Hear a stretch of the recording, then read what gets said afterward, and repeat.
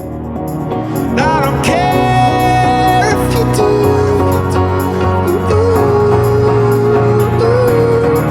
'Cause in the sky full of stars, I think I saw you.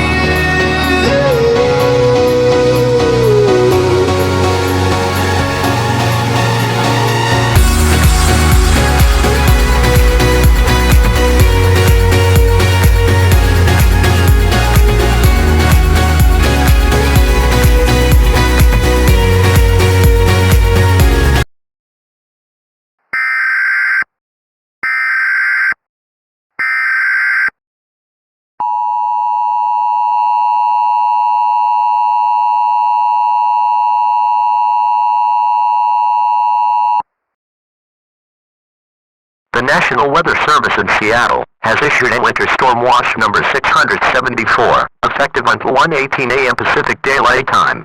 This includes the following counties: in Seattle, King, Snohomish, and Pierce. 1 to 2 inches of snow is most likely to occur in the city of Seattle. A winter storm watch is most likely to occur in watch areas. Please monitor local media outlets for more information about this watch event.